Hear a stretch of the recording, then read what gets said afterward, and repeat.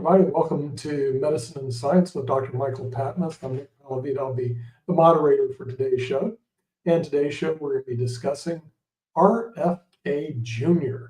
Now, why would we talk about a politician, a person who has a law degree, a person who excels in environmental law? Why would we talk about on medicine and science?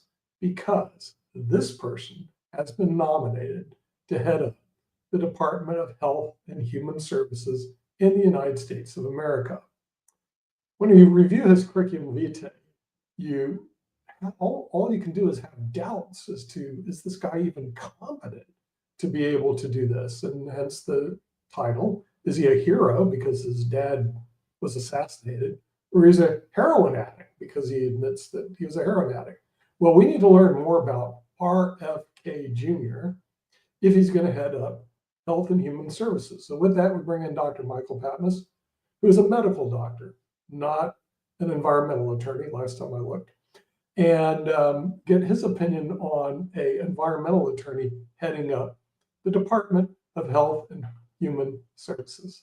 Dr. Patmos, we're going to let you take it away because I'm just shaking my head. I mean, the Tower of Power is becoming the Ringling Brothers, Barnum and Bailey circus. I mean, really? This guy? No. Well, it's very entertaining to say the least. So good morning, everyone. Thank you. Good morning, Nick. Good morning, Rick. It's an honor to be here and to share some thoughts. Now, to remind everyone, I'm a board-certified internal medicine physician with added qualifications in infection control and hospital epidemiology. I also have a master's degree in management from the University of Southern California Marshall School of Business. So these are areas that I can speak about, not just off the top of my head, but with some basis for what I have to say. Now, what I'm going to do today is I want to present some pros and cons about RFK Jr. No one's 100% right or 100% wrong. And maybe there are some things that he has said that I could be supportive of. So I'm going to go through a list of things that he has said that could be positives and some things that he has said that which are certainly negatives. And I'll leave it up to the viewer to decide which, you feel is more important. I'm going to try to be as fair and impartial as possible, present both sides of the RFK issue. And although I have to, right up front, I'm a physician. I do infection control. I oppose RFK, but I'm going to do my best to be objective and fair. So, what things might RFK say or do that I could view as positives? Well, you mentioned he's an environmental attorney, and if you're a proponent of the environment, and cracking down on corporate polluters and then that could be but his role as Secretary of Health and Human Services won't have anything to do with environmental areas. That'll be someone else in the Trump administration. So despite the fact that he's supposedly a staunch environmentalist, I don't think that has any bearing on his cabinet appointment as Secretary of Health and Human Services. So I would take that one off the list. Kennedy is repeatedly talked about being healthy and making America healthy again by having better diet and taking chemicals out of the foods and encouraging people to eat better and to get exercise and get fresh air and sunshine. I don't know anybody who's opposed to that. I mean, that's something that doctors have been advocating for decades. I mean, physicians, within the medical profession have been urging no one recommends eating fast food. So I don't know where he presents that somehow this is some novel thing that he's against people, consuming fast food. And oh, by the way, just had a picture of him with Donald Trump and Donald Trump Jr. eating Big Macs and McDonald's. So I think it's a little bit of just a kind of something that sounds good. He also talks about combating chronic disease. Chronic disease is a real problem in the United States. The biggest issue we have with chronic disease and why some people with chronic disease have poor outcomes is really due to lack of access with healthcare. We still have nearly 10% of the population who have no insurance. A lot of people are on Medicaid. Medicaid is insurance, but good luck trying to find somebody who takes Medicaid. So that doesn't solve. We have a lot of people who don't have access to medical care, don't get regular medical care, and their conditions are, if you have heart disease, hypertension, hyperlipidemia, diabetes, and you don't have regular access to primary care, you're not going to do well. So a lot of the chronic disease stuff is related to our health system and the fact that we don't have universal coverage. But Kennedy said he's going to fix that by promoting Medicare for all, but not Medicare for all, Medicare Advantage for all. What is Medicare Advantage? For those who don't understand, it is a managed care plan. It's where Medicare takes a chunk of money, gives it to a Medicare Advantage plan. Most of them are run by big insurance companies, Cigna, Humana, United, et cetera. And then they manage the utilization for the enrollee. And how do they do it? Strict narrow network provider networks, prior authorization, referrals to specialists, and tight management of utilization. That's how they propose to improve healthcare access by expanding Medicare Advantage for all. If I'm in a Medicare Advantage plan, I'm fine with it. I'm very healthy for my age, so I don't need much care. But some people will find Medicare Advantage really challenging because of the restrictions. He talks about fighting against regulatory capture. Well, that's great. That's the influence of lobbyists. But I don't think taking a big chunk of the American population and turning them over to these corporate behemoths like United, Humana, and Cigna, to run Medicare Advantage plan and put people in Medicare, that's not exactly fighting against regulatory capture. That's giving a whole chunk of the market right to the big insurance companies. He talks about and has talked about being a proponent of psychedelics. Now, I don't know if you're aware of this, but there's a lot of emerging evidence that psychedelics are useful in low doses, not in the hallucinogenic dose from the 60s, but in low doses, psychedelic medications have been shown to be effective in depression, anxiety, post-traumatic stress, and so forth. There's a lot of good evidence, and there's an emerging movement within the medical community to deregulate or to promote the use of psychedelics for these indications. Well, Kennedy has said he's a strong proponent of that. I would welcome that. I think there is something to low-dose, microdose psychedelics for people with depression. He talks about being a proponent of peptides. For those who don't know, peptides are non-controlled substances, usually by injection, and they stimulate your own internal hormonal properties. And there's some potential benefits, not well studied. There aren't a lot of good studies, but he's obviously a user of peptides, so he is a proponent of that. He also talks about nutraceuticals and promoting supplements and herbs and vitamins and all that sort of stuff. Well, when you talk about regulatory capture, these nutraceutical companies are big corporations. Herbalife is a big company, and so they would have much more sway with the government. He talks of something that I think a lot of doctors would support, and that is payment reform from the Centers for Medicare and Medicaid. As you probably know, primary care doctors get the short end of the payment stick, and doctors who do procedures.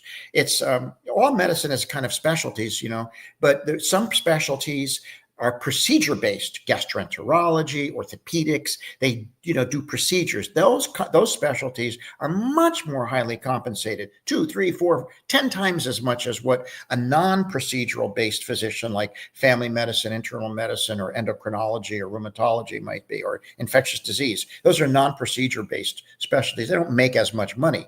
So what Kennedy has talked about is rebalancing that and diverting money away from procedural-based physicians toward primary care physicians. Well, that could be a good thing. That would make primary care a little more viable. It's hard to find a primary care doctor, primarily because he's starving to death. And then he talked about the Medicare Advantage. So I think those are sort of the positives that Kennedy would bring. What about the negatives? Well, there's a bunch of them. First of all, he's a quack. He has been for 20 years pushing the notion that vaccines cause autism. They do not. The study upon which he relied was a retracted study that was fraud. He even published a study that was retracted because it was fraud. So he's a quack. He's an anti-vax quack. He's also claimed he's also anti-COVID vaccine. He's been very strongly aligned with those people who think that the COVID vaccine is somehow horrible. He was strongly, and he continues to be strongly supportive of unproven therapies like ivermectin and hydroxychloroquine. So he's really in alignment with the anti-vax movement and the COVID quacks. He's one of them. He also said something that really struck me as mind-boggling. He said, of course, now as Secretary of Health and Human Services, he will have oversight of CDC. He said CDC, quote, needs to take a break from infectious diseases for about 8 years and focus instead on chronic disease. Excuse me, the primary purpose of Center for Disease Control is infectious diseases, because infectious diseases have always been and will always be among the leading causes of death in the world. If you look at the leading causes of death worldwide, they are dominated by infectious diseases. Taking a break from infectious diseases, that's laughable. The pathogens won't take a break from us, that's for sure. And then he talks about being anti-elite. He wants to break the hold that the elites have on the government. The man's name is Robert F. Kennedy. His father was Attorney General. His uncle was the president. Another uncle was a senator for decades. The Kennedy name is the closest thing you can get to American royalty. There is no more elite name in the United States than Kennedy. And he talks about not, diminishing power of the elites. He is the elite. Private schools his whole life, Harvard and University of Virginia, despite not having good grades and having lots of problems. And you talk about, this man is as far away from the mainstream, blue collar American as you could possibly get. He is the elite.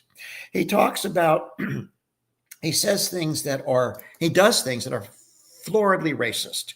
For example, his organization, which he founded, Children's Health Defense, is a global organization that is responsible for 25% of all vaccine misinformation on the internet. The single greatest source of vaccine misinformation is Children's Health Defense. Kennedy runs that organization. They spread misinformation around the world. They're leading the anti-vax movement around the world. The World Health Organization has designated the anti-vax movement as one of the top 10 threats to global public health, right up there with war, famine, and drought. That's right. War, famine, drought, anti-vax movement. Who's the titular head of the anti-vax movement globally? Robert F. Kennedy. How have they been effective? They use targeted messaging specifically directed to demographic groups. For example, in Africa, Children's Health Defense talks about imperialism and colonialism, and you don't want to take these vaccines because it's the imperialists who are forcing it. In the United States, Children's Health Defense has used targeted languages directed toward Black Americans, referencing Tuskegee, invoking fear to get you to not be vaccinated. That is racism. So I think Kennedy is racist. He may not even realize he's racist, but that's racist rhetoric.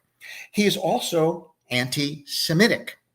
He has said, and this has been well documented, it's right on the video of him saying is right on YouTube, that SARS-CoV-2, the virus that causes COVID, was specifically engineered to target certain groups and to spare other groups. And which other group did he mention as being spared, that was bioengineered to spare them? Ashkenazi Jews. That's about as anti-Semitic as you can get. Hitler would have loved that comment. Say it again. The man said that Jews were spared from COVID intentionally. Now, that's pure anti-Semitism. That right there knocks him out of the park for me. And then the last comment was a comment he made yesterday, or that he didn't make yesterday, but I saw it yesterday for the first time. This was in an interview. It's on YouTube. You can find it. He said when he was in college and he started on heroin, his grades went up. And he said that for the first time in his life, heroin actually was a treatment for his ADHD, and it allowed him to do well in college. He could actually relax and concentrate and think for the first time. Well, later than that, after that, he had trouble and he got arrested and got off heroin. But I have a problem with his statement. It's so irresponsible to say that. Why is it irresponsible? If you understand anything about addiction, people with addiction, whether it's alcohol, opiates, whatever it might be, rationalize their addiction. And the last thing any heroin addict needs is to see a clip of Robert F. Kennedy saying, hey, I did better in school because I took heroin. Then they would use that to rationalize and continue their drug use. It's an utterly dumb thing to say, completely irresponsible. So I think I've listed off for you some things about Kennedy that could be good, and a lot of things about him that are bad. Personally, his quackery and his promotion of anti-vax insanity, that does it for me. His anti-Semitism does it for me. His racism does it for me. I think the man is a hazard to public health, and it's a mistake to put him in charge of Secretary of Health and Human Services. But I will say, just to be fair, I think that promoting the use of psychedelics, allowing psychedelics to be used for mental health purposes and perhaps even peptides is a good thing. And I certainly am not opposed to eating right and getting exercise. So my sort of fair and balanced thing about RFK, what do you think? He's incompetent, to run the position. I'm sorry. Any person who is an executive, Dr. Patmos, and you know that, and I've been a CEO of a company for 21 years now. You look for core competency in whatever position you put somebody in. There's no question this appointment was a political payback because he was pulling good numbers in. So from Donald Trump's standpoint, he's looking around, where can I put this guy? He probably should have put him in EPA. That to me would be a natural place. But he was trying to figure out, where can I put this guy?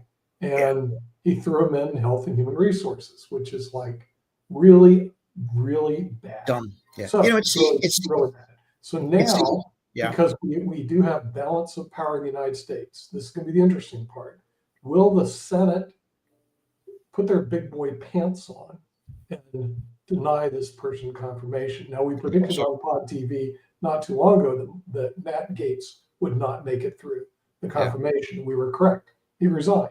My prediction is this guy isn't going to make it because somebody, you have at least one intelligent person in Washington, D.C. is going to see through this guy and say, no, he doesn't qualify. And we have some intelligent people on our network too. I was thinking our average viewer is probably somebody has a PhD, like no kidding. Right. But we also have somebody that's very high IQ. We're going to bring him in, Rick Rosner.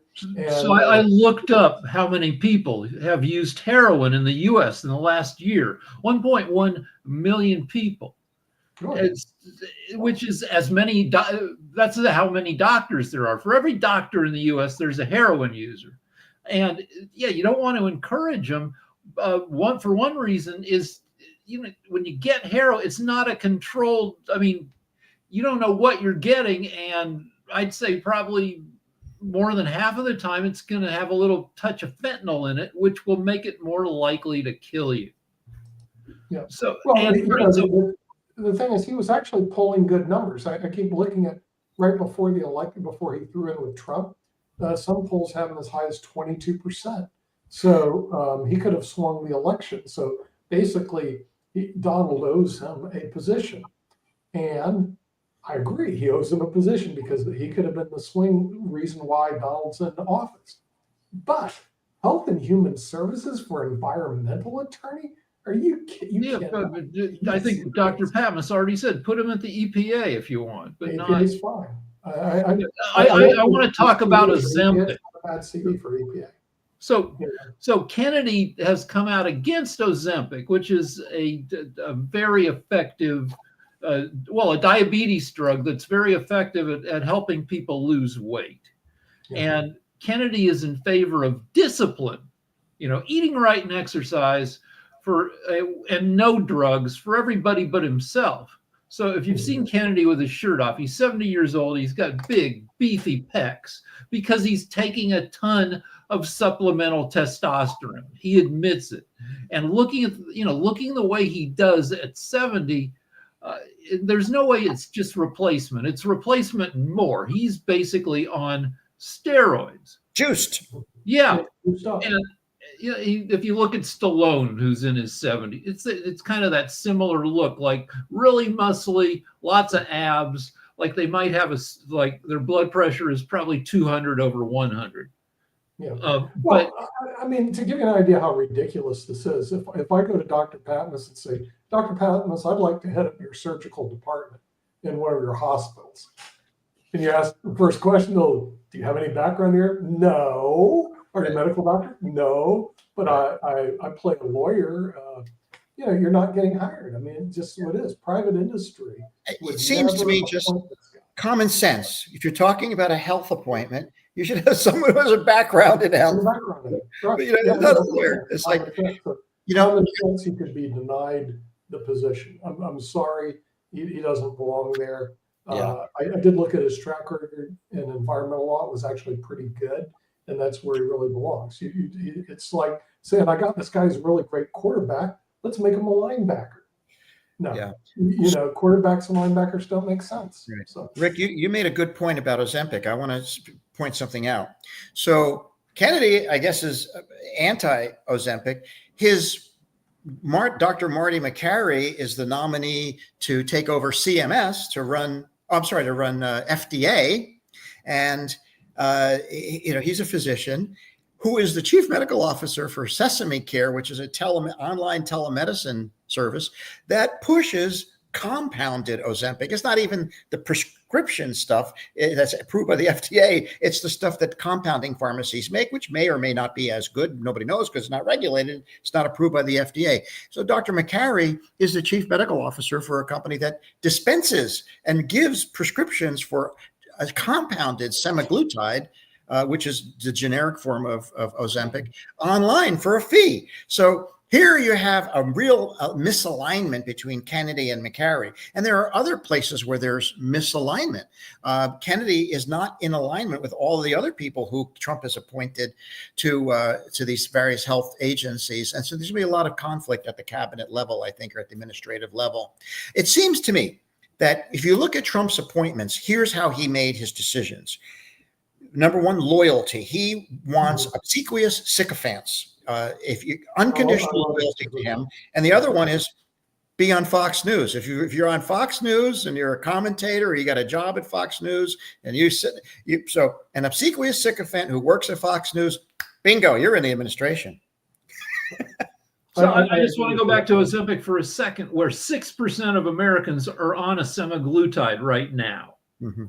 And if we got even 74% of Americans are overweight or obese. And if you're obese, actuarially, you're losing between 3 and 14 years of life on average, depending on how obese. If we got 60% of the obese people in America on Ozempic, which has been in phase 2 clinical trials, were in 2008. They were discovered in the 90s. They're well studied, and we'll get even more, information. But it's a good bet to be on this stuff, just to get extra years of life. If we got enough people on it, that would be enough to raise our national average life expectancy by a year. Yeah, you're right. These GLP-1 drugs, semaglutide and other ones, they're very effective. I prescribe them. They work well. There are some potential side effects, so you have to be careful. But they're on balance. These are breakthrough drugs that could really improve the health of the United States. So when Kennedy talks about making America healthy again and getting people to lose weight and be healthy, then he opposes the GLP-1 drugs. That's kind of a misalignment. They would be very effective. So there's basically the fact that he doesn't understand medicine or science at all. He doesn't have a clue. Just really quickly, because I just had a quick question for Dr. Patmos. Well, two quick questions. One is, what is he going to do for Thanksgiving? Is he going to be like myself, gorging? Because I know a lot of us gorge on food doing Thanksgiving and everything. And as I mentioned on a couple of the shows earlier, I am a big fan of the doctors of the world, including specialty doctors and everything. So I actually just saw, which is the reason that I started late. Nick started it on time, World Edition, because I had to go see my optometrist, because the optometrist had to give me a field test, because as we get older, they want to check for glaucoma and all along those lines. So right now I've got good health. But they did tell me that it looks like this will be a regular check that I have to get once every 6 months until they probably tell me that at some point I've got glaucoma or cataracts, that I do know that it runs in the family. But right now, everything is well and everything. So I just wanted your thoughts around, one, what you're going to eat and whether you're going to gorge yourself, and these standardized tests that we have to take regularly. Okay, so I thought you're a little bit garbled, but I think I heard you said, what am I doing for Thanksgiving? Well, weather permitting, tomorrow my wife and I are going to take our boat out. We live in Hawaii. We're going to take out the boat and go, probably, if the weather's good, we'll moor at Molokini, do a scuba dive, and then have turkey sandwiches with cranberry on the sandwich on our boat at Thanksgiving, and be very grateful and thankful for the fact that I get to live in Hawaii and take my own boat out and go scuba diving in my own ocean. That's how I will celebrate Thanksgiving. As far as the question you said about, I think you said about access to specialists and specialty care. Was that the second question? Yeah, second question, and specialty tests. Because like I said, I had my optometrist give me a glaucoma test earlier today and everything, the field test. Yes. So in medicine, it takes all of us to be able to care for patients. You need primary care doctors and you need specialists, and you have to have access to all of it. Now, some people do overutilize specialists, and specialty care is more expensive. So I am not opposed to the gatekeeper model where your primary care doctor is the one who says, okay, now you need to go to the ophthalmologist, or now you need to go to the gastroenterologist. I think that's okay, because sometimes people might go to specialists when they don't need to and get, well, for example, cardiologists do, a lot of what cardiologists do is manage hypertension at a much higher price point than what internists can do. So access to primary care is important. Access to healthcare in general is important. And we need to eliminate the barriers, especially for the poor and people who are on the less fortunate side of the demographic spectrum. Those are the people who are really suffering, and we need to find ways to help them. If you're rich and white and you've got top tier insurance, you're getting great health care. But if you're poor and you're a person of color, or you're living in an inner city and you don't have much means and you're not well insured and all you have is Medicaid, lots of luck. Tech is making medical tests explode. There are a ton of new tests coming down the pipe, like blood tests for all sorts of different kinds of cancer, cameras that you can swallow. So maybe you don't have to do the horrible poop clean out. I don't know, every 5 years. Yeah. I failed my last poop clean out. I did it right, but there was still poop in me, so I have to do it again. And the doctor was really mad at me, which is bad medical behavior. Yeah. Well, it's frustrating when you try to scope someone and they're not cleaned out, but it's hard to clean people out. No, if you have the means and the insurance in the United States and you're in the right location, you can get the best care in the world. If you're well off and you live in Boston, you can go to Massachusetts General Hospital and see a professor who wrote the book. But if you're uninsured and you live in East Los Angeles, it's a whole nother world. Yeah. Hey, Lona, I know we're carrying and everything, but just what is your thoughts about, I mentioned specialists, but I had a cousin that had a job that we all need at some point. I call it, well, it wasn't a cousin, it was my uncle's sister, but she was an anesthesiologist. And just like you mentioned, Rick, about the folks that are doing those specialty jobs, I mean, that's basically the person that helps get you knocked out and all along those lines. But she definitely enjoyed that job, was trained at Johns Hopkins and did a lot of great work while she was there in DC. But I just wonder your thoughts about some of the less, I won't say less credentialed, but less respected parts of the medical field. Because when I think of the anesthesiologist, some things you don't want to be awake when the surgery is going on and everything. Oh, well, anesthesiology is a very popular branch of medicine. Is very highly compensated. Anesthesiologists do very, very well. All doctors are necessary. Even the lowest paid doctors of all, family physicians, are very important. That's the first person you go to. And, so we need family doctors. We need general physicians, and general internists have all but disappeared. Nobody wants to be a general internist anymore. So, but we need all these specialties, and physicians respect each other. I was a primary care general internist and infection control doctor, and I never felt disrespected by my colleagues. They always asked me for, my advice and so forth on some of their patients. So I think we all have to work together. There is a reimbursement disparity. procedural-based physicians do make a lot more than non-procedural physicians. And I think fixing that imbalance or addressing that to some extent would be beneficial and would make primary care more desirable, which we will all benefit from. One deal with being a doctor is especially where you don't get called in on an emergency basis. Oh, that's a whole different story. We're running out of time, so we want to thank Dr. Patmos, Rick Rossner, and Mark Lee, and our viewers in the United States and around the world, because they do have in spade universal health care. It's just the United States hasn't got up to speed yet, but the EU has. And we'll see you next week on Peace and love. Dr. Patmos.